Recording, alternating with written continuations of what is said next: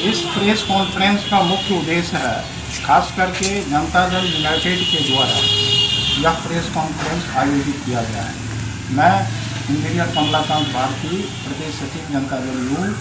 सह सदस्य जिला विस्तृत कार्यक्रम कार्यान्वयन समिति मधुबनी।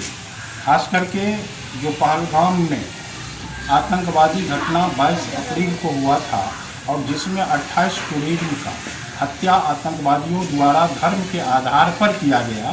उसके विरोध में संपूर्ण भारत के लोग मर्माहत हुए। हमारे प्रधानमंत्री और रक्षा मंत्री साथ सभी राजनीतिक दल के लोग, समाजसेवी काफ़ी मायूस थे। संपूर्ण देश और दुनिया में मातम का माहौल था। उसी प्रसंग में जब 24 अप्रैल माननीय प्रधानमंत्री बिहार के ऐतिहासिक धरती मिथिलांचल के भैरवा स्थान में जब वो आते हैं और आने के बाद उस मंच से वो घोषणा करते हैं कि इस आतंकवादी हमले का वैसा जवाब दिया जाएगा कि उसका रूप कांप जाएगा और उसका अंजाम भी उनके सोचने से कहीं ज़्यादा गंभीर होगा। इसी परिप्रेक्ष्य में 6-7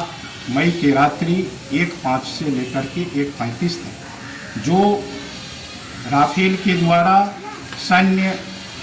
सैनिकों के वायुयान स्ट्राइक हुआ,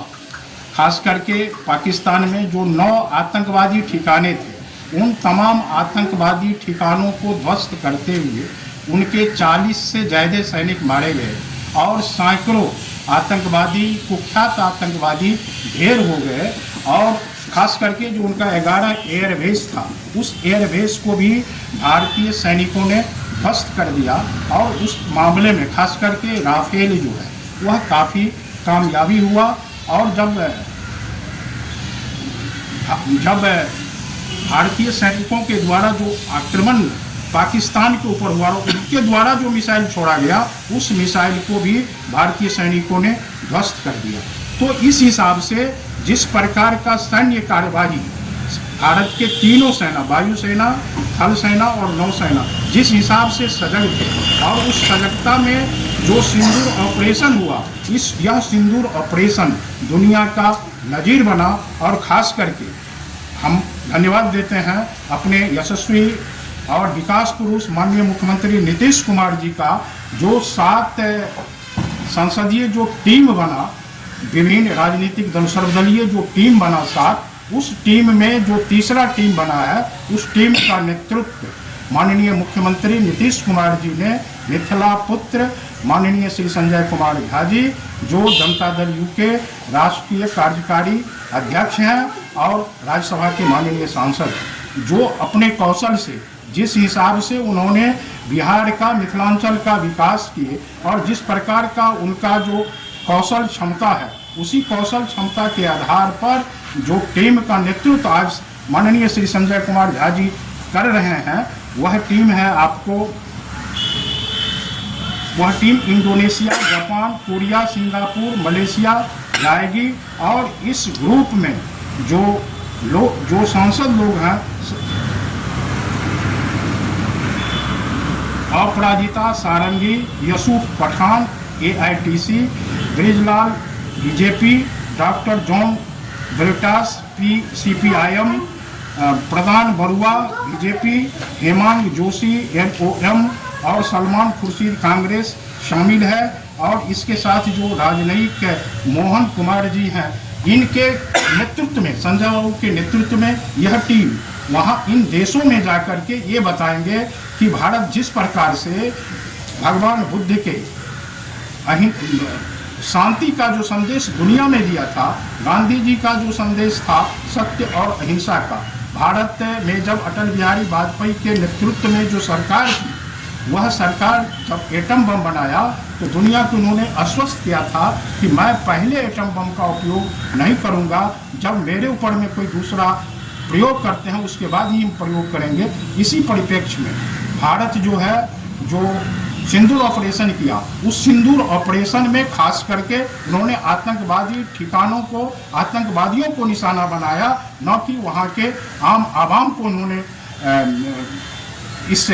मिशन में शामिल किया। तो इस प्रकार से हम देखते हैं कि भारत का जो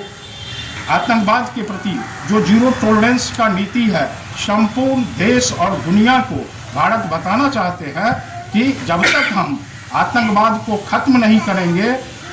उनका समूल नष्ट नहीं करेंगे, तब तक हम चैन से बैठने वाले नहीं है। सिंदूर ऑपरेशन अभी रुका नहीं है। सिंदूर ऑपरेशन में जो विराम लगा, जो सीज फायर हुआ था, अगर आतंकवादी आज भी अगर भारतीय भूभाग में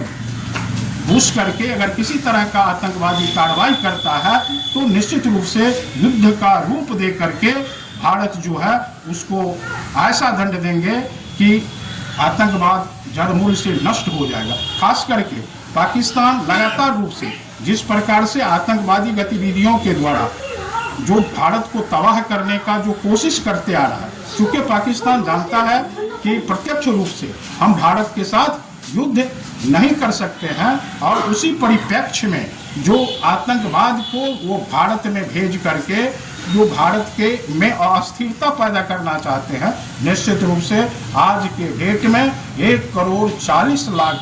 जो भारतीय हैं, सभी भारतीय एकजुट है इस आतंकवाद से मुकाबला करने के लिए। और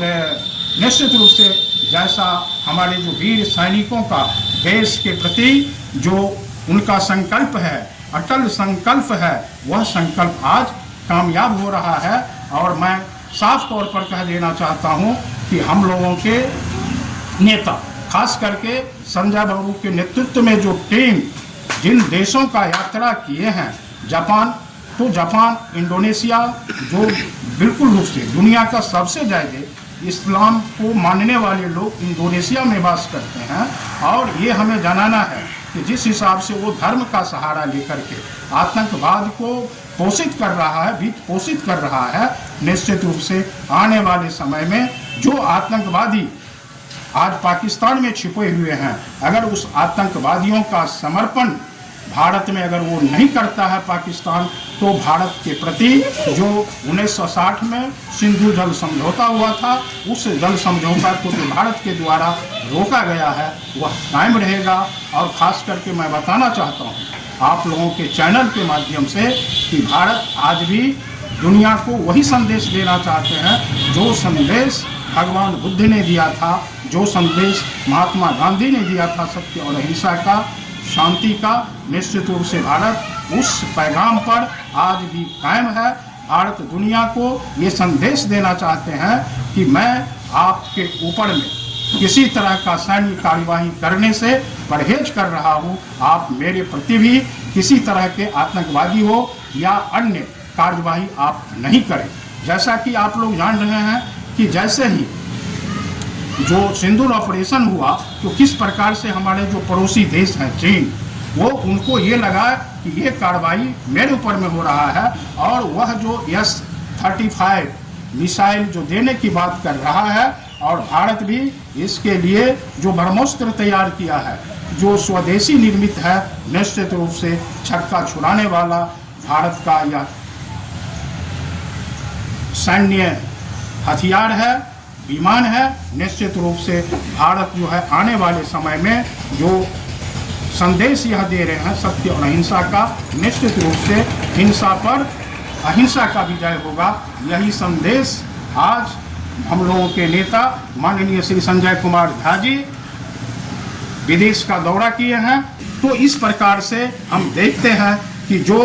59 सदस्यीय संसदीय टीम जो गया है, 33 देशों का जो यह यात्रा करेंगे, और भारत का संदेश, खास करके भारत ने जो संकल्प लिया है, यह संकल्प अटल संकल्प है कि इस पाकिस्तान में जो आतंकवादी को प्रशिक्षित कर रहे हैं, और खास करके वहाँ के शासन के द्वारा, वहाँ के सैनिकों के द्वारा जो हस्तक्षेप होता है, और उस हस्तक्षेप के तहत जो आतंकवाद तैयार होता है, और वह आतंकवाद आज वैश्विक आतंकवाद के रूप में काम कर रहा है। तो निश्चित रूप से अब आने वाले समय में सभी आतंकवादियों का जड़ मूल से नाश करने का संकल्प भारत ने लिया है, और विश्व का इसके साथ समर्थन होगा। यही समर्थन जुटाने के लिए 7 सदस्यीय संसदीय टीम अपने राजनयिकों के साथ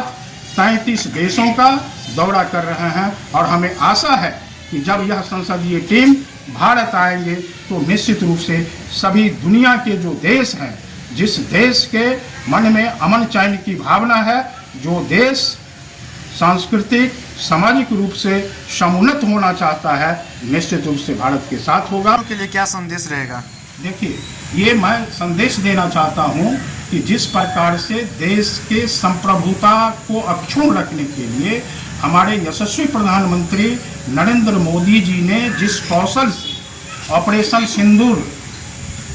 किए हैं, तो ये लगता है कि संपूर्ण दुनिया की निगाहें आज नरेंद्र मोदी की तरफ बना हुआ है। और अभी जो एक सर्वे हुआ है जिसमें लगभग 74% लोगों ने